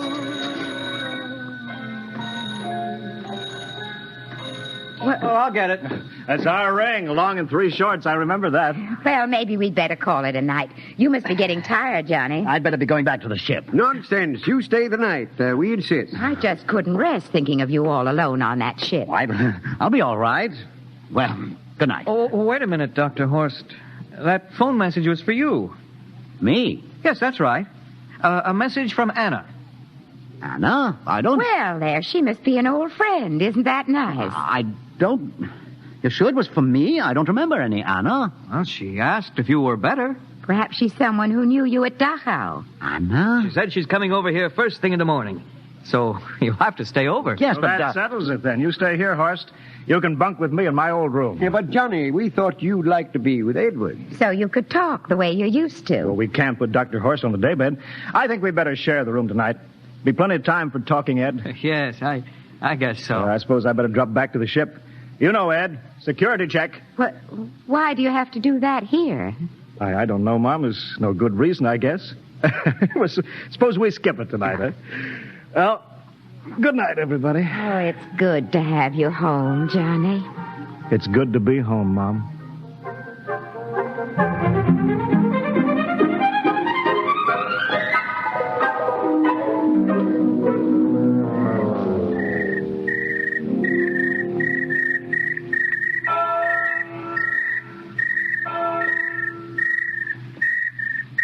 Captain Black. You asleep? No, I've been thinking about what we were expecting. Green-skinned Martians. All the time there was only Mom and Dad and Edward waiting. That's funny what tricks your imagination can play on you. Well, I guess Mars is heaven, Horst. You know, I've been thinking about Martians, too. Captain, just suppose there were Martians, and they saw us land, and suppose they thought of us as invaders. What would be the best weapon they could use against our atom bombs, huh? I don't see what you're getting at. They would want to disarm us first, huh? To wipe out all suspicion, to make us feel at home. Captain, suppose this house isn't real. Suppose the people are just images, stolen from our own memories by Martians, created for us by telepathy. Hypnotism. Oh, that's the craziest theory I ever heard. Maybe that's why there was no one for me. Because in all my life, there is no happy memory, no real loved person, not even my mother. I don't remember her. Only the piles of rotting corpses at Dachau. There was no happy emotion for these people to recreate. How about that phone call? Anna? Yes, Anna. I didn't remember who she was, but I do now. I just remembered. When I was freed from Dachau, sick, delirious, I raved about a wonderful, kind nurse named Anna that took care of me. Well, there you are. It's logical. She's coming to see you tomorrow. But there was no Anna. I'd been nursed by a man. What? Anna was only a dream. And there's only one way they could have learned about her, by reading my subconscious mind. That's impossible, Horst. Why? A whole crew was thinking of home. Suppose the Martians read our minds. Yes, but if there are Martians... If there are, they have us separated. Each man in a different house, sleeping, trusting. No one at the guns. I left my pistol downstairs. Do you think there's something to this, Horst? It's a perfect trap, Captain. Who would suspect his own mother, his grandparents? How easy. Just a knife in the heart of each sleeping man. That's impossible, Horst. But we've got to get back to the ship. Listen. The crickets have stopped. Come on. We don't know when they change back to... whatever they really are. All right, careful.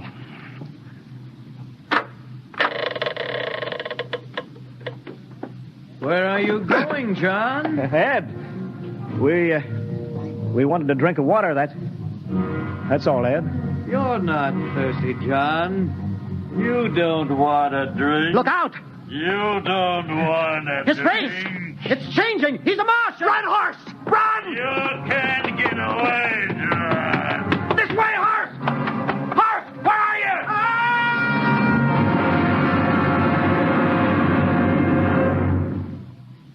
Hello? Hello? Can you hear me, Earth? This is Captain John Black, the XR-53 calling from Mars. I've locked myself in the ship, but they've crippled it. I can't take off or fire the guns, and they're coming for me now, the Martians. I'm all alone here. All the rest are dead. Hingston, Lustig, Dr. Horst. Poor Horst, he didn't even reach the door. Listen, listen. They're trying to break through the hull. Edward and Mom and Dad and all the folks, but they're changing now. They're melting and changing back into... They're Martians. Can you understand? Martians, not men. They made us think that Mars was heaven and we fell into the trap. Can you hear me, Earth? You've got to stop the next rocket. Listen, tell my brother Will. Tell my brother not to come. They'll trap him too. They'll kill them all. Hello? Hello? Can you hear me, Earth? This is John Black on Mars. Hello, Earth. This is John Black on Mars. Hello, Earth. Hello, Earth.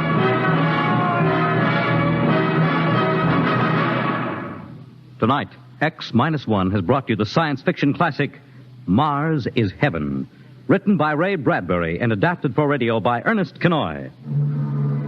Featured in the cast were Wendell Holmes as Captain Black and Peter Capell as Dr. Horst, with Bill Zuckert as Masters, Bill Lipton as Hingston, Margaret Berlin as the old lady, Bill Griffiths as Edward, Ken Williams as Lustig, Ethel Everett as Mom, and Edwin Jerome as Dad. Your announcer, Fred Collins. X-1 was directed by Fred Way and is a transcribed NBC Radio Network production.